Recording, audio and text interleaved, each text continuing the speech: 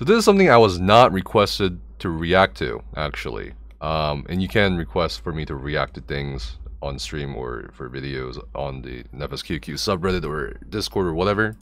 Actually, I asked Sawman to come onto the ESOU podcast this week, and he said, "Nah, I'm done with ESO." I was like, "What? I didn't hear about this." So it looks like 2 weeks ago. I don't really keep up with a lot of people apparently. 2 weeks ago, he said he's gonna quit ESO, but the over monetization, broken promises, and lack of in-game rewards just means it's not worth my time. If this changes in the future, then sure, I'll give it another go. Okay, and he made a video. It's called "The Latest ESO Chapter Made Me Quit." Let's see what he's got to say. Honestly, I have a feeling what he's gonna say, and I think for sure a lot of it's gonna be some valid points here, especially from a PvP perspective. Necrom, which will launch in June and is shaping up to be one of the best updates to the game ever. If you watch the teaser closely, you saw that Necrom will include one of the most requested features in ESO. The editing. Capes, flying mounts, PvP update, spellcrafting, vet overland, performance improvements. Okay. Maybe your best course would be to tread lightly. You saw that Necrom will include one of the most requested features in ESO. Open world PvP systems. Gotcha, bitch! The most requested features in ESO. We're heading back to Morrowind this year. Yeah, the way he portrays that it's good. It's good editing. The music, bro. What? How about that? Isn't that amazing? How about that? That's good, huh? It's not good for me. Okay. That's right, guys. This is my last Elder Scrolls Online video. No, this is not clickbait. This isn't a get this video to 2,069 likes and I won't quit. This is a the next chapter is so monetized and pay to win, then I give up. I can't do ESO content anymore.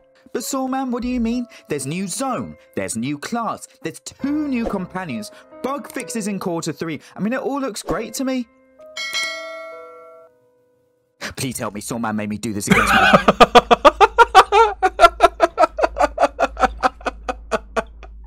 Oh shit.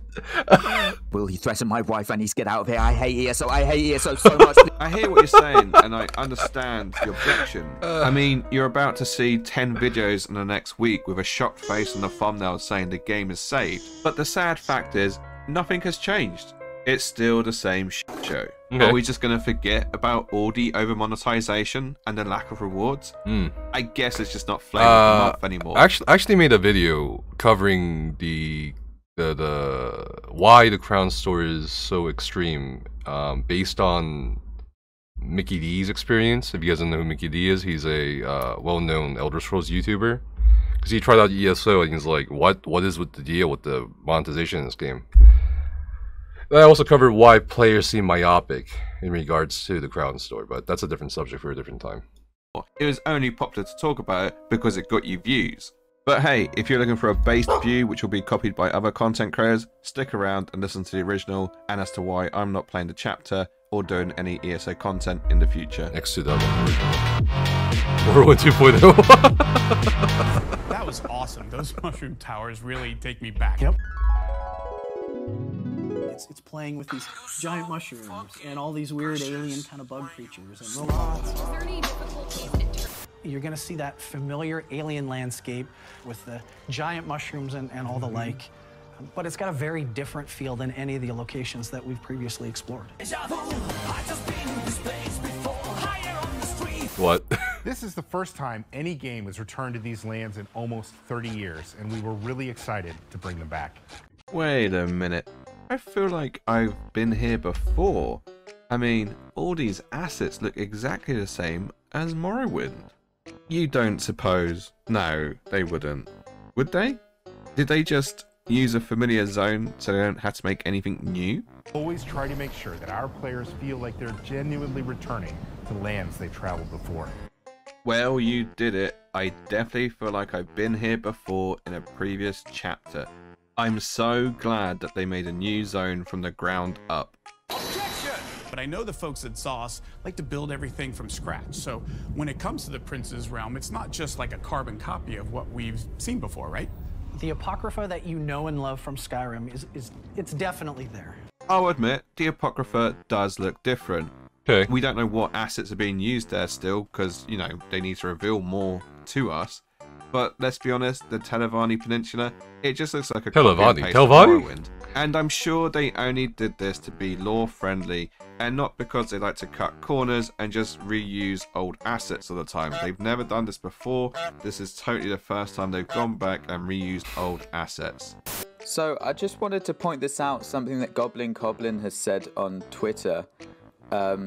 This is the Storm Surge Howler mount from the new trial in the High Isle patch.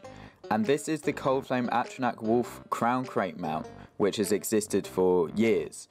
And it's quite clearly just re-skinned, recolored, sorry. And this just feels kind of weak. Welcome to Hunt Valley, Maryland, and the headquarters of ZeniMax Online Studios. You just saw a cinematic teaser for the Elder Scrolls Online's next chapter. Go back one. What do you say? What? Because he's shooting. He's filming. Just remember, this is going to be the best chapter to date. And is shaping up to be one of the best updates to the game ever. But at the same time, they're trying to reduce costs and overheads, so how much money and time do you really think is going into this chapter? Okay. We were initially coming up with the Arcanist. We had a ton of ideas and inspiration coming from all sorts of places. Movies, comics, classic literature, and both retro and modern games. There was even a handful of anime references. A new age has begun! The age of the tentacle! Apocryphal Gate lets you I do. portals you can jump between for extra in-fight mobility, or use these portals for creative exploration.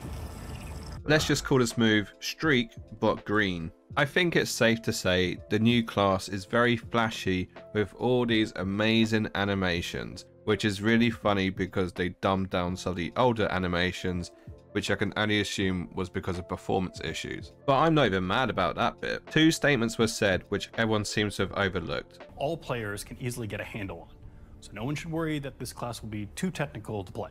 So a very super easy to use class. What was also really super easy to use? Oh, that was right, Oakensole. It was so overpowered you practically had to buy the chapter. So that's good to know. There may even be some unforeseen enemies that have tomes worth of forbidden arcane power to throw at you. This is just the first page of the story of this new class. So let me give you my take on this. This is basically a blue mage, the same as what you get in Final Fantasy. The idea is that you learn spells of enemies and you add it to your repertoire. However, it's the fact that he said this is only the first page, and I kind of get the funny feeling this might be the very first ever class where you might have to buy another chapter or DLC to add spells to it.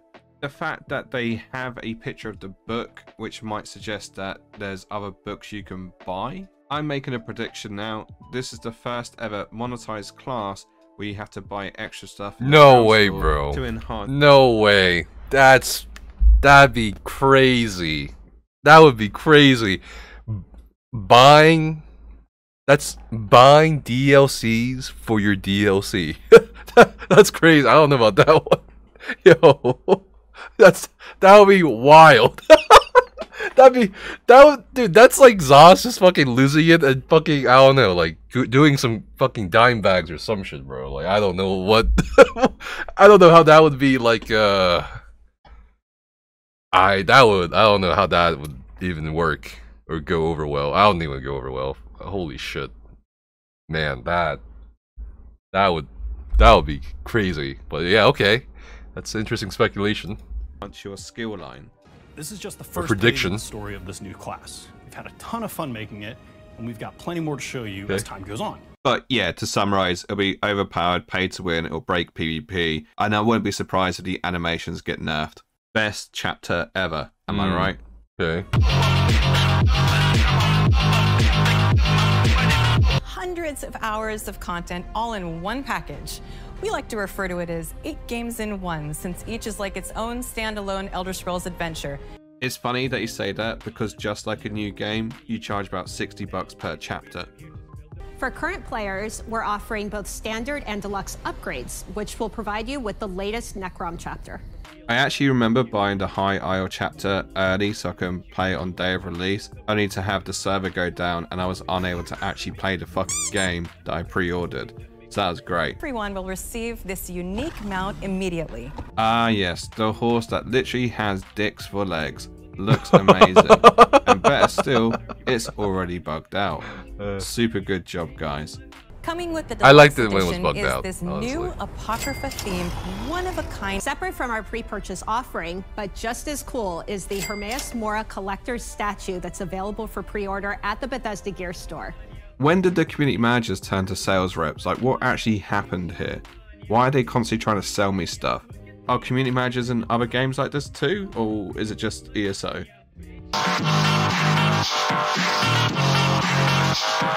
The chapter is releasing in June with all the goodies you love and expect. Always so much to do in an Elder Scrolls chapter, and the team has really pulled out all the stops with Necrom. We really have, and players won't have to wait too long. What? Hang on. Rewind. This music. All the stops with Necrom. We really have, and Well, at least he's honest. They haven't pulled out all the stops for Necrom. ESO is a living, breathing world that is constantly evolving. Constantly evolving. Which is why the Cyrodiil map hasn't changed in 5 years. Which is why the Overland is so boring and fucking mediocre. It is constantly evolving, guys. As a team, we're always evaluating where we are, what the game needs, and the community sentiment around how well we're doing. Over the years, we have made many changes based on these evaluations. Bullshit. We want to continue on creating these new adventures while also addressing quality of life feedback and bugs that have emerged over time. Guys, ESO is saved. Block bug fixed in fucking autumn 2023. Let's go. What the fuck? Late summer, our focus is going to be on bugs and quality of life additions. Jesus. Things like pre-made group finder or an all-in-one attunable set crafting station as examples. You know what I hate about this the most? The fact that they're fixing the bugs after the chapter and then making out like this is a new thing, but it's something they always have to do because they always release a buggy chapter. Hell, the QA team was so pissed off with it all that they created a union. But it's also the fact that they always try to give you something as if like they're doing you a favor, but the fact of the matter is they're going to charge you for it. So let's just do some quick math, shall we? How many sets are in the game? And how much money do you think they'll make from an all-in-one crafting station? Because I'm pretty sure it's going to be a crown store item, just like everything else they've introduced to the game. So as much as this is a nice quality of life feature, it's also another way for them to milk the housing whales. And if you don't see that by now, then you're a lost cause. For update 40, which comes towards the end of the year, the team is working on something really epic, something pretty special that they just need more time on. I mean, come on, Rich, we gotta give them more than that. Okay, fine. How does an endless dungeon with a buddy sound? Oh, sounds good. We'll have a lot more info on this later in this year, but I'm insanely excited about this. The fact that a new feature is being pushed to the end of the year as opposed to being part of a chapter kind of tells you how far behind they are and how little funding that they actually have. When Morrowind dropped, you got battlegrounds, a new class, and even housing, and yet this chapter, which is going to be the best one ever, just has a new class and everyone's losing their proverbial shit over it. The fact that they fed so many lies about how ESO is like Oblivion and Skyrim. If you love games like Skyrim and Oblivion, you'll feel right at home amongst the thousands of stories unfolding across every region in ESO. It just made me sick to my stomach, to be honest. How dare you! I purchased the Elder Scrolls Online thinking it was going to be like Skyrim, only to be bitterly disappointed. Or questioned if you That's were not why I capable bought of it. taking down I bought it for the Frost Troll PvP. in Skyrim? Try it for yourself in ESO. The comparison of the Frost Trolls in Skyrim to ESO was enough to make me spit out my fucking Weetabix. You can literally 2-tap any mob in ESO, and the Skyrim Frost Troll, you run for your fucking life. Something that never actually ever happens in ESO because the game is so catered towards Care Bears. It's true. Okay. So is this my last ESO video, or am I just being over dramatic? There are so many new games coming out this year, and to spend 40 quid on a chapter as opposed to any one of these new games which I can play and do content on just seems like an obvious choice to me. The fact is, the chapter gives very little. Honestly, this year is going to be a very tough year for honestly, I think it's going to be insanely competitive this year, just for gaming. And other than the usual, this is busted, oh no, look at this new build, and here's a new gold guide. The ESO content space is so dry and boring that I just don't want to be part of it anymore. I don't want to promote this game anymore. When it comes to ESO videos, I just don't see the value in it. Do you really need another beginner's guide 8 years into a game? I don't think so. And when it comes to streaming ESO, I don't want to be part of it either. Like, everyone at the top has embeds. What is the point in streaming this game when half the viewers in here are all fake? But listen, if you do enjoy playing ESO, carry on playing it. Just take it with a pinch of salt, because let's be honest, they're milking you for cash at this point, and that AAA game that they're working on in the background, that's where all the funding is actually going. So unless something dramatically changes, this is my last ESO video. However, I do have some other videos I'll be working on, so by all means check them out. And to anyone who really thinks this is going to be the best thing ever for the game, let me play you a song. You are coping and seeing. You just can't accept what you're seeing. Yes, you're coping and seeing. The truth is scalding, and now you are molding and coping so hard. Well, that was an interesting video. So I would say I understand him burning out for sure. I don't think, I mean, he's a PvPer first and foremost. There's really nothing for PvPers right now in terms of ESO, I would say, apart from Cyrodiil, which again, as he's right, has not really changed much. There are still performance issues. Battlegrounds hasn't really changed much either, along with the MMR system for Battlegrounds. Imperial City, they skipped the Imperial City event this past year, so I don't know what's going on for that one either. I mean, yeah, for a PvPer, I think ESO just isn't doing it right now. I think there are other games coming out this year that may be able to fulfill that PvP need, or even just gaming need. I mean, you know, things like Diablo 4, Starfield, those are games I'm also going to be playing too. I don't know about speculation about monetizing the class that heavily. I think that's a bold prediction to make. You know, you never know, right? But at the same time, I'm just thinking to myself, nah, I think that's a bit too much, even for Zaz. Other than that, he did have some valid points about the presentation of ESO on the live streams. I think this was one of the pieces of feedback forwarded at the recent stream team meeting was that it feels like when they're presenting, you know, next patch stuff or updates to players on ESO Live or whatever, it does feel like that they are talking at us rather than talking to us. So I can see where he's coming from on that one as well. Other than that, yeah, I think he burnt out, and I don't blame him, bro.